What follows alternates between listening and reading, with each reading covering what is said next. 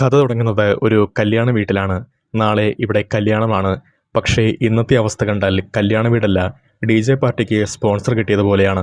ഒരുത്തൻ ഡാൻസ് കളിക്കുന്നു, മറ്റൊരുത്തൻ ചിരിക്കുന്നു, ചിലർ ഭക്ഷണം കഴിക്കുന്ന പേരിൽ കാറ്ററിംഗ് ടീമിനെ ഊമ്പിക്കാൻ ശ്രമിക്കുന്നു. ഇതിൻ്റെ ഇടയിൽ വരൻ്റെ അച്ഛനും അമ്മയും ആകെ ടെൻഷനിലാണ്. കാരണം നാളെ കല്യാണം. പക്ഷേ വരൻ ഏത് കോണത്തിലാണെന്ന് വ്യക്തമായിട്ടുള്ള ധാരണയില്ല. വരൻ്റെ അമ്മാവനായിട്ടുള്ള തങ്കഞ്ചേട്ടൻ പറയുന്നത് കേട്ടാൽ ടെൻഷൻ കൂടും. ബാച്ചിലർ പാർട്ടി ആഘോഷിക്കാൻ അമേരിക്കയിലേക്ക് പോയ വരനും കൂട്ടുകാരും ഇതുവരെ തിരിച്ചെത്തിയിട്ടില്ല. നമ്മുടെ നാട്ടിൽ ചിലർ ബാച്ചിലർ പാർട്ടി നടത്തുന്നത് ചായക്കടയിൽ ചായ കുടിച്ചിട്ടാണല്ലോ. ഇവന്മാർ നേരെ അമേരിക്ക വരെ പോയിരിക്കുന്നു. തങ്കൻ ചേട്ടൻ ഉടനെ തന്നെ ഫോൺ എടുത്ത് വിളിച്ചു. അങ്ങേർ വിളിച്ചത് വരൻ്റെ കൂട്ടുകാരനായിട്ടുള്ള സച്ചിനെയാണ്. അപ്പോൾ സച്ചിൻ ന്യൂയോർക്കിൽ കാറ്റും കൊണ്ട് വളിവിട്ട് നടക്കുകയായിരുന്നു. എടാ, നിങ്ങൾ എവിടെയാ? നാളെ കല്യാണമല്ലേ എന്ന് തങ്കഞ്ചേട്ടൻ ചോദിച്ചപ്പോൾ, ചേട്ടാ ടെൻഷനൊന്നും അടിക്കണ്ട, വരൻ ജീവനോടെയുണ്ട്, കല്യാണത്തിന് എത്തുമെന്ന് സച്ചിൻ പറഞ്ഞതോടെ എല്ലാവർക്കും പാതി സമാധാനം. ശേഷം അവർ വരനായ ഹൃദയെ വിളിക്കാൻ പോയി. അവിടെ ചെന്നപ്പോൾ നമ്മുടെ നായകൻ ഫുൾ റെഡിയായിരിക്കുകയാണ്. കാണുമ്പോൾ കല്യാണത്തിന് പോകുന്ന ആളല്ല, സിനിമയുടെ ഓഡിയോ ലോഞ്ചിന് പോകുന്ന ഹീറോയെ പോലെ. പിന്നെ കൂട്ടുകാരും ഹൃദയം ചേർന്ന് നേരെ എയർപോർട്ടിലേക്ക്. സമയം വൈകി, പക്ഷേ സിനിമയിലെ നായകനല്ലേ. അവസാന നിമിഷം ഓടിക്കയറി എങ്ങനെയോ ഫ്ലൈറ്റിൽ കയറിപ്പറ്റി. വിമാനം പറന്നു തുടങ്ങിയതിന് ശേഷം ഹൃദയ തൂറാൻ ബാത്റൂമിലേക്ക് പോയി. തിരിച്ചു വന്നപ്പോൾ ഒരു ചെറിയ അബദ്ധം സംഭവിച്ചു. കാട്ടുകുണ്ണ സ്വന്തം ഫോണിന് പകരം അടുത്ത സീറ്റിലിരുന്ന ഒരാളുടെ ഫോണായിരുന്നു എടുത്തിട്ട് പോയത്. ഇതൊന്നും അറിയാതെ ആ ഫോൺ പെട്ടെന്ന് റിങ് ചെയ്തു. ഫോൺ എടുത്തത് ഹൃദയല്ല, അടുത്തിരുന്ന സൂര്യ എന്ന യുവാവായിരുന്നു. അവൻ ഹലോ എന്ന് പറഞ്ഞതും അപ്പുറത്ത് തങ്കഞ്ചേട്ടൻ. പക്ഷേ കോൾ എടുത്തത് ഹൃദയാണെന്ന് കരുതി തങ്കഞ്ചേട്ടൻ വായിൽ വന്ന മുഴുവൻ ചീത്തയും ഒറ്റ ശ്വാസത്തിൽ തുലിച്ചു. എടാ, കല്യാണത്തിന് മുൻപ് അമേരിക്കയിൽ കറങ്ങാൻ പോയ കാട്ടുകുണ്ണെ എന്ന രീതിയിൽ തുടങ്ങി. ഫ്രീ ഫയർ കളിക്കുന്ന കുട്ടികൾക്ക് പോലും ലജ്ജ തോന്നുന്ന സ്പീഡിൽ ചീത്തവിളി തുടർന്നു. ഇതെല്ലാം കേട്ട് സൂര്യയുടെ മുഖഭാവം കണ്ടാൽ അബദ്ധത്തിൽ കസ്റ്റമർ കെയറിലേക്ക് വിളിച്ച് വീട്ടിലെ പ്രശ്നങ്ങൾ കേൾക്കുന്ന ജീവനക്കാരനെ പോലെ. അവസാനം മാത്രമാണ് ഫോൺ മാറിപ്പോയ കാര്യം സൂര്യയ്ക്ക് മനസ്സിലായത്. ഹൃദയ തിരിച്ചു വന്നപ്പോൾ, സാർ, നിങ്ങളുടെ കുടുംബം നിന്നെ വളരെ സ്നേഹിക്കുന്നവരാണെന്ന് ഇപ്പോൾ മനസ്സിലായി എന്ന ഭാവത്തിൽ ഫോൺ തിരികെ കൊടുത്തു. ഹൃദയ സ്വന്തം ഫോൺ വാങ്ങി. സൂര്യ തൻ്റെ ഫോൺ വാങ്ങി. പക്ഷേ തങ്കൻചേട്ടൻ നൽകിയ മാനസിക മുറിവുകൾ സൂര്യയുടെ മനസ്സിൽ ഇപ്പോഴും മുഴങ്ങിക്കൊണ്ടിരുന്നു. ഫോൺ തിരികെ കൊടുത്ത ശേഷം തങ്കൻചേട്ടൻ തനിക്ക് ഫ്രീയായി നൽകിയ ചീത്തവിളി പാക്കേജിനെക്കുറിച്ച് സൂര്യ തമാശയായി പറയാൻ തുടങ്ങി. ബ്രോ, ഞാൻ ജീവിതത്തിൽ പല കോൾ എടുത്തിട്ടുണ്ട്. പക്ഷേ കോൾ എടുത്തതിൻ്റെ പേരിൽ ഇങ്ങനെ കുടുംബസമേതം ചീത്ത കേൾക്കുന്നത് ആദ്യമായിട്ടാ മയർ. അത് കേട്ട എല്ലാവരും 10 മിനിറ്റ് ചിരിച്ചു. പക്ഷേ ഹൃദയയുടെ ഫ്രണ്ട്സിന് വേറൊരാഗ്രഹം. നാളെ കല്യാണം നടക്കാനിരിക്കുന്ന ചെറുക്കൻ ന്യൂയോർക്കിൽ കറങ്ങി നടക്കുന്ന കഥ അറിയണം. സൂര്യയ്ക്ക് അതൊന്നും കേൾക്കാനും ചോദിക്കാനും പ്രത്യേക താല്പര്യമുണ്ടായിരുന്നില്ല. പോ മയിലുകളെ എന്ന് അവൻ മനസ്സിൽ പറഞ്ഞു. അവൻ്റെ മുഖഭാവം കണ്ടാൽ ഞാൻ എന്ത് പാപം ചെയ്തിട്ടാണ് ഈ കഥ കേൾക്കേണ്ടി വരുന്നത് എന്ന അവസ്ഥ. പക്ഷേ ഫ്രണ്ട്സ് വിട്ടില്ല. അവസാനം ശരി എന്നാ ഊമ്പ് എന്ന രീതിയിൽ സൂര്യ സമ്മതിച്ചു. അങ്ങനെ ഹൃദയ തൻ്റെ കഥ തൊലിക്കാൻ തുടങ്ങി. കഥ നേരെ കുണച്ച ഒരു ഫ്ലാഷ് ബാക്കിലേക്ക്. 1998 തിരുവനന്തപുരം. അന്ന് നമ്മുടെ ഹൃദയ ഒരു സ്കൂൾ വിദ്യാർത്ഥിയാണ്. ചെറുപ്പത്തിലെ മാതാപിതാക്കളെ നഷ്ടപ്പെട്ടതിനാൽ അവനെ വളർത്തിയത് മാമനായ തങ്കൻചേട്ടനാണ്. തങ്കൻചേട്ടൻ ഒരു കേബിൾ TV സർവീസ് നടത്തുന്നു. അതിൻ്റെ കൂടെ DTV എന്നൊരു ചെറിയ ചാനലും. ഇന്നത്തെ YouTube vlogger, reaction video, podcast എല്ലാം ചേർത്ത് കുഴിച്ചാൽ കിട്ടുന്ന പഴയ വേർഷൻ. അന്ന് ഹൃദയയ്ക്ക് 2 ആത്മാർത്ഥ സുഹൃത്തുക്കളുണ്ട്. വാണം പ്രഭുവും കൊച്ചുകുണ്ണ ദ്രാവിഡും. പേര് കേട്ടാൽ ഇന്ത്യയുടെ ഓപ്പണിംഗ് ബാറ്റ്സ്മാനും വിക്കറ്റ് കീപ്പറും പോലെയുണ്ട്. പക്ഷേ പഠനത്തിൽ 2 പേരും ബൗണ്ടറിക്ക് പുറത്തായിരുന്നു. അങ്ങനെ സ്കൂൾ ജീവിതം ഊമ്പിത്തുലിഞ്ഞു പോകുന്നതിനിടയിൽ ഹൃദയയുടെ ജീവിതത്തിലേക്ക് ഒരു വലിയ ക്രഷ് കടന്നു വന്നു. Class teacher Geetha miss. സ്കൂളിൽ പഠിക്കുന്ന കാലത്ത് പലർക്കും ഒരു ഫേവറേറ്റ് ടീച്ചർ ഉണ്ടാകും. ഹൃദയയ്ക്ക് അതെല്ലാം അല്പം ഓവറായിട്ടായിരുന്നു. ടീച്ചർ ചോക്കെടുത്താൽ ഇവന് സന്തോഷം, ഹാജർ വിളിച്ചാൽ സന്തോഷം, വഴക്ക് പറഞ്ഞാലും സന്തോഷം, ചുരുക്കി പറഞ്ഞാൽ ടീച്ചർ ശ്വാസം വിട്ടാൽ പോലും സന്തോഷം. അത് അങ്ങനെ ഒരു കാട്ടുവാണം. ഒരു ദിവസം ഇവനും കൂട്ടുകാരും ലേറ്റായി സ്കൂളിലെത്തി. ഉടനെ ഒരു ടീച്ചർ പിടിച്ചു നിർത്തി ചോദ്യം ചെയ്യാൻ തുടങ്ങി.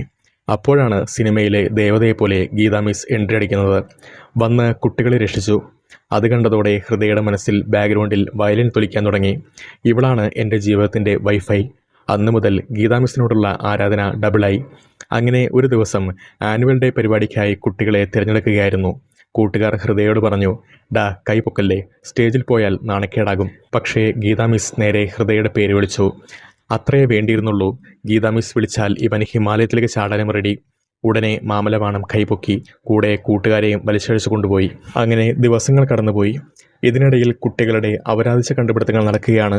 പന്ത് ചവിട്ടിയാൽ അത് കരയും, കൊതുകിനെ കൊന്നാൽ അതിൻ്റെ കുടുംബം പ്രതികാരം ചെയ്യും, ഇരട്ടത്ത് വിസിലടിച്ചാൽ ഭൂതം വരും. ഇങ്ങനെയുള്ള ലോകപ്രശസ്ത വാണത്തരങ്ങൾ. അതിനിടയിലാണ് ഒരു ദിവസം TV യിൽ ഒരു കിസ്സിംഗ് സീൻ വരുന്നത്. അത് കണ്ട കൂട്ടുകാരൻ ഉടനെ ഒരു ബോംബ് പൊട്ടിച്ചു. ഉമ്മ വെച്ചാൽ കുട്ടിയുണ്ടാകും. ഇത് കേട്ട ഹൃദയയ്ക്ക് സംശയം. കാരണം അന്നുവരെ അവൻ്റെ സയൻസ് അറിവ് 2 ചാപ്റ്ററും ഒരു പകുതി കോമിക് ബുക്ക് മാത്രമായിരുന്നു. അതിനാൽ അവർ സീനിയർ ചേട്ടനായ സതീഷിനെ സമീപിച്ചു. അദ്ദേഹം അന്നത്തെ ഗൂഗിളും ChatGPTയും വിക്കിപീഡിയയുമെല്ലാം ഒരാളിൽ ചേർന്ന പാക്കേജാണ്. അവനോട് ചോദിച്ചപ്പോൾ അയാൾ ഒരു സെക്കൻഡ് പോലും ആലോചിക്കാതെ പറഞ്ഞു, അതേടാ, ഉമ്മ വെച്ചാൽ കുട്ടികളുണ്ടാകും. ആത്മവിശ്വാസം കണ്ടാൽ ഐൻസ്റ്റീനും എഴുന്നേറ്റ് നിന്ന് സെല്യൂട്ടടിക്കും. പക്ഷേ ആ ഒരൊറ്റ വാക്കിൽ ഹൃദയയുടെ ജീവിതം മാറാൻ പോവുകയായിരുന്നു. അങ്ങനെ ആനുവൽ ഡേ എത്തി. എല്ലാവരും പരിപാടിക്കായി റെഡിയാണ്. ഹൃദയയ്ക്ക് കിട്ടിയ കഥാപാത്രം നീൽ ആംസ്ട്രോങ്, ചന്ദ്രനിൽ കാലുകുത്തിയ മനുഷ്യൻ. പക്ഷേ സ്റ്റേജിൽ കയറുന്നതിന് മുമ്പ് തന്നെ ഹൃദയയുടെ അവസ്ഥ കണ്ടാൽ ചന്ദ്രനിലല്ല ICUവിലേക്കാണ് പോകുന്നതെന്ന് എന്ന് തോന്നും. കൈ വിറയ്ക്കുന്നു, കാല് വിറയ്ക്കുന്നു, വാ തുറന്നാൽ ശബ്ദം വരുന്നില്ല. Social phobia, stage freight, tension, pressure എല്ലാം ഒന്നിച്ചു കയറി ഊമ്പിത്തുലിഞ്ഞു പോയ അവസ്ഥ. അപ്പോഴാണ് ഗീത മിസ് അടുത്തേക്ക് വരുന്നത്. ഞാൻ ഇവിടെ തന്നെയുണ്ട്, ധൈര്യമായി പോയി ഊമ്പ് എന്ന് പറഞ്ഞ് അവനെ മോട്ടിവേറ്റ് ചെയ്തു. അതോടെ നമ്മുടെ ഹീറോയ്ക്ക് കറണ്ട് കയറിയതുപോലെ നേരെ സ്റ്റേജിൽ കയറി തകർപ്പൻ പെർഫോമൻസ്. പരിപാടി കഴിഞ്ഞപ്പോൾ ഗീത മിസ് സന്തോഷത്തോടെ അവനെ അഭിനന്ദിച്ചു. പിന്നെ അവൻ്റെ കവളിൽ ഒരു ഉമ്മയും കൊടുത്തു. ഗീത മിസ്സിന് അതൊരു അഭിനന്ദനം മാത്രം. പക്ഷേ ഹൃദയയുടെ തലയിൽ വേറെ ഒരു തൊലിഞ്ഞ ചിന്ത ഓടുകയാണ്. കാരണം ഉമ്മ വെച്ചാൽ കുട്ടിയുണ്ടാകും എന്ന ലോകപ്രശസ്ത വാണത്തിനും അവൻ ഇപ്പോഴും വിശ്വസിച്ചിരിക്കുകയാണ്. അന്ന് രാത്രി കിടക്കാൻ പോയപ്പോൾ അവന് ടെൻഷൻ വീണ്ടും തുടങ്ങുന്നു. അയ്യോ, ഇനി ടീച്ചർക്ക് കുട്ടിയുണ്ടായാൽ വീട്ടുകാർ ചോദിച്ചാൽ എന്ത് പറയും? എൻ്റെ പഠനം കഴിഞ്ഞിട്ടില്ലല്ലോ. ഇങ്ങനെ 5ാം ക്ലാസ്സുകാരൻ കുടുംബബാധ്യത ഏറ്റെടുക്കാൻ തയ്യാറാകുന്ന അവസ്ഥയിലേക്ക് കാര്യങ്ങളെത്തി. അങ്ങനെ ഗീതാ മിസ്സിൻ്റെ കവളിലെ ആ ചരിത്രപ്രസിദ്ധമായ ഉമ്മയ്ക്ക് ശേഷം നമ്മുടെ ഹൃദയയുടെ ജീവിതം ആകെ തലകീഴായി. അവൻ ആദ്യം തന്നെ ഈ വലിയ ഉത്തരവാദിത്തം കൂട്ടുകാരെ അറിയിക്കുകയായിരുന്നു. ഡാ, മിസ് ഗർഭിണിയായാൽ എന്ത് ചെയ്യും? കൂട്ടുകാർ ആദ്യം ചിരിച്ചു. പിന്നെ ഇവൻ്റെ സീരിയസ് മുഖം കണ്ടപ്പോൾ അവർക്കും ചെറിയൊരു പേടി. മൈരൻ ഊപിക്കുകയോ? അങ്ങനെ ക്ലാസ്സിലെ പഠനത്തെക്കാൾ പ്രധാനമായ ഒരു മിഷൻ തുടങ്ങി. Operation Geetha miss. ടീച്ചറുടെ വയർ വളരുന്നുണ്ടോ? നടത്തത്തിൽ മാറ്റമുണ്ടോ? ക്ഷീണമുണ്ടോ? ഇങ്ങനെ CBI പോലും നടത്താത്ത നിരീക്ഷണമാണ് അവർ നടത്തിയത്. ദിവസങ്ങൾ കടന്നുപോയി. സമ്മർ വെക്കേഷൻ വന്നു. സ്കൂൾ അടച്ചു. പക്ഷേ ഹൃദയയുടെ ടെൻഷൻ ഒഴിഞ്ഞില്ല. 2 മാസം അവൻ മനസ്സമാധാനമില്ലാതെ കഴിഞ്ഞു. അങ്ങനെ വെക്കേഷൻ കഴിഞ്ഞ് സ്കൂൾ തുറന്നു. ഗീത മിസ് ക്ലാസ്സിലേക്ക് നടന്നു വന്നു. അവരെ കണ്ടതും ഹൃദയം ഞെട്ടി. കാരണം മിസ്സിൻ്റെ വയർ മുമ്പത്തേനേക്കാൾ വലുതാണ്. ഗീത മിസ് യഥാർത്ഥത്തിൽ ഗർഭിണിയായിരുന്നു. പക്ഷേ ഹൃദയയുടെ തലയിൽ വേറൊരു ഊമ്പിയ ചിന്ത ആയിരുന്നു. അയ്യോ, കാര്യം കൈവിട്ടു പോയല്ലോ. അന്നു മുതൽ അവൻ മിസ്സിനെ കെയർ ചെയ്യാൻ തുടങ്ങി. മിസ്സ് പുസ്തകങ്ങളുമായി നടക്കുമ്പോൾ സഹായിക്കും. ഫാൻ നേരെ തിരിച്ചു വയ്ക്കും. വെള്ളം കൊണ്ടുതരും. കണ്ടാൽ തോന്നും ഭർത്താവ് ഗൾഫിൽ പോയിട്ട് ഭാര്യയെ നോക്കുന്ന ബന്ധുവാണെന്ന്. ഗീത മിസ്സിന് ഇതൊന്നും മനസ്സിലായില്ല. ഇവനെന്താ ഇത്ര പെട്ടെന്ന് നല്ല കുട്ടിയായത് എന്നായിരിക്കും അവർ ചിന്തിച്ചത്. അങ്ങനെ കുറേ ദിവസം കടന്നുപോയി. ഒരു ദിവസം രാത്രി പുറത്ത് കുണച്ചുകുത്തിയ മഴ, ഇടി, മിന്നൽ, കാറ്റ്. ഇത് കണ്ടതോടെ ഹൃദയയ്ക്ക് വീണ്ടും ടെൻഷനായി. അയ്യോ, മിസ്സിന് എന്തെങ്കിലും ആയി കാണുമോ? കുഞ്ഞ് സേഫായിരിക്കുമോ? ഒരു 5ാം ക്ലാസ്സുകാരൻ സ്വന്തം ഹൗസ് ലോൺ അടയ്ക്കാനുള്ള ടെൻഷനോടെ ഇരിക്കുകയാണ്. ഉടനെ കൂട്ടുകാരെയും കൂട്ടി മിസ്സിൻ്റെ വീട്ടിലേക്ക് അവൻ പോയി. അവിടെ ചെന്നപ്പോൾ എന്താണ് കാണുന്നത്? ഗീത മിസ് പ്രസവവേദനയോടെ കിടക്കുന്നു. ഹൃദയയുടെ ഹാർട്ട് ബീറ്റ് നേരെ 200 ഡിഗ്രി സെൽഷ്യസ്. ഉടനെ ഒരു ഓട്ടോ പിടിച്ചു. മിസ്സിനെ ആശുപത്രിയിലേക്ക് കൊണ്ടുപോയി. ആശുപത്രിയിലെത്തിയപ്പോൾ നഴ്സ് ഒരു ഫോം കൊടുത്തു, ഭർത്താവിൻ്റെ പേരെഴുതാൻ. ഇവിടെ സാധാരണ മനുഷ്യൻ എന്തു ചെയ്യും? വീട്ടുകാരെ വിളിക്കും. പക്ഷേ ഹൃദയ സാധാരണ മനുഷ്യനായിരുന്നില്ല. ഈ കുഞ്ഞിൻ്റെ അച്ഛൻ ഞാൻ തന്നെയല്ലേ എന്ന ആത്മവിശ്വാസത്തിൽ ഭർത്താവിൻ്റെ സ്ഥാനത്ത് സ്വന്തം പേരെഴുതി. പടുവാണം. ആത്മവിശ്വാസം കണ്ടാൽ ആശുപത്രി തന്നെ ഇവന് ഫാമിലി പാക്കേജ് കൊടുക്കും. അപ്പോഴേക്കും ഓട്ടോക്കാരൻ വീട്ടുകാരെ വിവരമറിയിച്ചിരുന്നു. അവരുമെത്തി.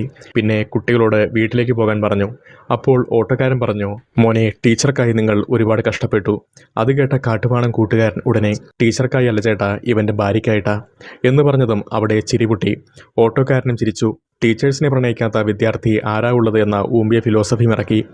അങ്ങനെ അവർ മടങ്ങി. അന്നായിരുന്നു ഹൃദയ ഗീത മിസ്സിനെ അവസാനമായി കാണുന്നത്. ഇത്രയും കേട്ടപ്പോൾ സൂര്യ പൊട്ടിച്ചിരിക്കാൻ തുടങ്ങി. ഡാ, നീ ഫോമിൽ ഒപ്പിടുമ്പോൾ മിസ്സിൻ്റെ യഥാർത്ഥ ഹസ്ബൻഡ് എവിടെയായിരുന്നു എന്ന് ചോദിച്ച് ഊക്കിവിട്ടു. പിന്നെ തങ്കഞ്ചേട്ടനെയും വെറുതെ വിട്ടില്ല. നിന്നെ വളർത്തിയ ആ മനുഷ്യൻ ശരിക്കും ഒരു കുണ്ണയാണ്. കഥ കേട്ട് കഴിഞ്ഞപ്പോൾ സൂര്യ പറഞ്ഞു, ബ്രോ, വർക്കൗട്ടാവാത്ത പ്രണയകഥകൾ മതി, ഒന്ന് വർക്കൗട്ടായ കഥ തൊലിക്കുകയെന്ന്. അങ്ങനെയാണ് ഹൃദയ തൻ്റെ ജീവിതത്തിലെ അടുത്ത അധ്യായം തുറക്കുന്നത്. ഇപ്പോൾ കഥയെത്തുന്നത് കൗമാരത്തിലേക്ക്. ഹൃദയയുടെ മനസ്സിൽ പുതിയൊരു പേര് കയറി വന്നു, സാമന്ത. പേര് കേട്ടപ്പോഴേ ബാക്ക്ഗ്രൗണ്ടിൽ പ്രണയഗാനം തുടങ്ങി. സാമന്തയുടെ അടുത്തെത്താൻ വേണ്ടി ഹൃദയ പല കുണ്ണത്തരങ്ങളും പ്രയോഗിച്ചു. അവൾ പോകുന്ന ട്യൂഷൻ ക്ലാസ്സിൽ ചേർന്നു. അവൾ പോകുന്ന ടെന്നീസ് അക്കാഡമിയിലും വലിഞ്ഞു കയറി ചേർന്നു. ഇനി അവൾ ചൊവ്വയിലേക്ക് പോയിരുന്നെങ്കിൽ നാസയിൽ അപേക്ഷ കൊടുത്തേനെ മൈരൻ. അതേസമയം സാമന്തയുടെ കൂട്ടുകാരിയായ ജോജുവിനോട് ലൈനടിക്കാൻ ഹൃദയയുടെ സുഹൃത്ത് ശ്രമിക്കുന്നുണ്ട്. അങ്ങനെ ഇവർ രണ്ടുപേരും ചേർന്ന് ഒരു പ്രണയസഖ്യം രൂപീകരിച്ചു. വിവരമറിഞ്ഞ പ്രഭുവും ദ്രാവിഡും അടുത്ത ദിവസം തന്നെ ട്യൂഷൻ ക്ലാസ്സിൽ ജോയിൻ ചെയ്തു. പഠിക്കാനല്ല, പ്രണയത്തിന് ഗ്രൂപ്പ് സ്റ്റഡി കൊടുക്കാൻ. അങ്ങനെ ദിവസങ്ങൾ കടന്നുപോയി. ഹൃദയ സാമന്തയുടെ പിന്നാലെ നടക്കുന്നു. പക്ഷേ സംസാരിക്കാൻ കുണ്ണയ്ക്ക് ധൈര്യമില്ല. കണ്ടാൽ തലകുനിയും. അടുത്തു വന്നാൽ ഹൃദയം കുലങ്ങും. വായ തുറക്കാൻ പോയാൽ വാക്കുകൾ അവൻ്റെ 10 തലമുറയ്ക്ക് വിളിക്കും. സത്യം പറഞ്ഞാൽ പ്രണയത്തേക്കാൾ ഭയം കൂടുതലായിരുന്നു. സാമന്ത എവിടെ പോയാലും അവിടെ ഹൃദയ കുണ്ടിയും കുലുക്കിയെത്തും. കണ്ടാൽ CCTV ക്യാമറ പോലും അസൂയപ്പെടും. അങ്ങനെ കുറേ നാളുകൾക്ക് ശേഷം ചെറിയൊരു സൗഹൃദം രൂപപ്പെട്ടു. അതിനിടയിൽ ഒരു ദിവസം സാമന്തയുടെ ബർത്ത്ഡേ പാർട്ടി എത്തി. സാമന്ത നേരിട്ട് ഹൃദയെ ക്ഷണിച്ചു. ആ ക്ഷണം കിട്ടിയപ്പോൾ അവൻ്റെ മുഖം കണ്ടാൽ ലോട്ടറി അടിച്ച ആളെ പോലെ. കൂട്ടത്തിൽ സാമന്തയുടെ കൂട്ടുകാരി ജൂജുവിനെയും വിളിച്ചു. അത് കേട്ട് ഹൃദയയുടെ ഫ്രണ്ടിനും സന്തോഷം. ഇപ്പോൾ എല്ലാവർക്കും ഓരോ മിഷൻ. ബർത്ത്ഡേ പാർട്ടിയിൽ കേക്ക് മുറിക്കണോ, ഫോട്ടോ എടുക്കണോ, അല്ല പ്രണയം പറയണം. ഹൃദയ അന്ന് തന്നെ തീരുമാനിച്ചു. ഇനി എന്ത് സംഭവിച്ചാലും ഞാൻ എൻ്റെ പ്രണയം തുറന്നു പറയും. അങ്ങനെ ബർത്ത്ഡേ പാർട്ടിയിൽ പ്രണയം പറയാൻ ഹൃദയ ഫുൾ റെഡിയായി. സാധാരണ ഒരു ഗിഫ്റ്റ് വാങ്ങി പോകാമായിരുന്നു.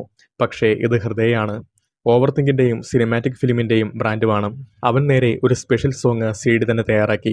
അതിൽ ഐ ലവ് യു മുതൽ ലോക പ്രണയദിന സന്ദേശം വരെ എല്ലാം ഉണ്ടായിരുന്നു. ഗിഫ്റ്റ് പാക്ക് ചെയ്തു. മുടിയൊതുക്കി കണ്ണാടിയിൽ 3 പ്രാവശ്യം മുഖം നോക്കി തൊലിച്ചു. ഇന്നല്ലെങ്കിൽ ഇനി ഒരിക്കലുമില്ല എന്ന ഡയലോഗുമായി പാർട്ടിയിലേക്ക് പുറപ്പെട്ടു. പക്ഷേ അവിടെ എത്തിയപ്പോൾ സ്വപ്നങ്ങൾക്ക് ആദ്യത്തെ അടിയേറ്റു. കാരണം അവിടെ വലിയൊരാൾക്കൂട്ടം. Tuition സാറുണ്ട്, tennis കോച്ചുണ്ട്, അയൽവാസിയുണ്ട്, ബന്ധുക്കളുണ്ട്. കണ്ടാൽ സാമന്തയുടെ ബർത്ത്ഡേ അല്ല, പഞ്ചായത്ത് വാർഷിക സമ്മേളനം പോലെ. അപ്പോഴാണ് ഹൃദയയ്ക്ക് ഒരു കാര്യം മനസ്സിലായത്. താൻ സ്പെഷ്യൽ ഗസ്റ്റ് ഒന്നുമല്ല, ബൾക്ക് മെസ്സേജിൽ ക്ഷണിക്കപ്പെട്ട ജനക്കൂട്ടത്തിലെ ഒരു കുണ്ണ മാത്രം. അതിനിടയിൽ സാമന്തയുടെ കൂട്ടുകാരി വന്ന് ജൂജുവിനെ വിളിച്ചുകൊണ്ടുപോയി. ജൂജുവിൻ്റെ ഹൃദയം അപ്പോൾ 5G സ്പീഡിൽ ഓടുകയാണ്. കാരണം അവൻ ഇഷ്ടപ്പെടുന്ന പെൺകുട്ടിയും അവിടെ തന്നെയുണ്ട്. പക്ഷേ മുകളിലേക്ക് പോയ ജൂജു കണ്ട കാഴ്ച അവൻ്റെ പ്രണയ ജീവിതത്തിലെ സെർവർ ക്രാഷാക്കി. സാമന്തയ്ക്ക് ഒരു ഇരട്ട സഹോദരി കൂടെ ഉണ്ടായിരുന്നു, സംയുക്ത. ഇരുവരും ഐഡന്റിക്കൽ ട്വിൻസ്. കണ്ടാൽ കോപ്പി പേസ്റ്റ്. എക്സാക്ട്ലി ഫോട്ടോഷോപ്പിലെ ഡ്യൂപ്ലിക്കേറ്റ് ലെയർ. ജോജോ താഴേക്ക് ഓടി വന്ന് കാര്യം പറയാൻ നോക്കുമ്പോഴേക്കും സാമന്തയും സംയുക്തയും ഒരുമിച്ച് സ്റ്റേജിലേക്ക് വന്നു. കാരണം ഇതുവരെ അവൻ വിചാരിച്ചിരുന്നത് ഒരേ പെൺകുട്ടിയാണ് ട്യൂഷനിലും ടെന്നീസിലും വരുന്നതെന്നായിരുന്നു. ഇപ്പോൾ മനസ്സിലായി, ടെന്നീസിൽ കണ്ടതൊരാൾ, ട്യൂഷനിൽ കണ്ടത് മറ്റൊരാൾ. ഇനി താൻ ആരെയാണ് പ്രണയിക്കുന്നത്? സാമന്തയെയോ സംയുക്തയെയോ? അല്ലെങ്കിൽ ഇരുവരുടെയും കോംബോ ഓഫറിനെയോ? സ്വയം അവന് പോലും ഒരു ഐഡിയയില്ല. അതോടെ പ്രണയം പറയാനുള്ള ധൈര്യവും പോയി. അവിടെ തന്നെ മറ്റൊരു ദുരന്തം കൂടി.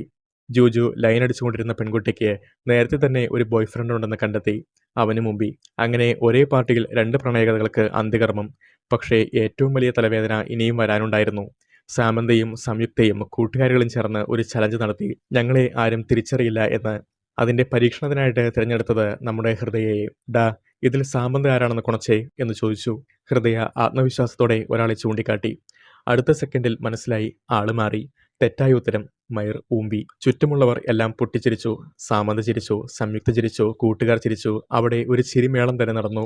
പക്ഷേ ഹൃദയയുടെ ഹൃദയം മാത്രം സൈലന്റ് മോഡിൽ തകർന്നു കിടന്നു. പ്രണയം പോയി, കോൺഫിഡൻസ് പോയി, ഐഡന്റിഫിക്കേഷൻ സ്കില്ല് പോയി. ആകെ ബാക്കി നിരാശ മാത്രം. അന്നു മുതൽ ഹൃദയ ഒരു നിരാശാകാമുകൻ മോഡിലേക്ക് മാറി.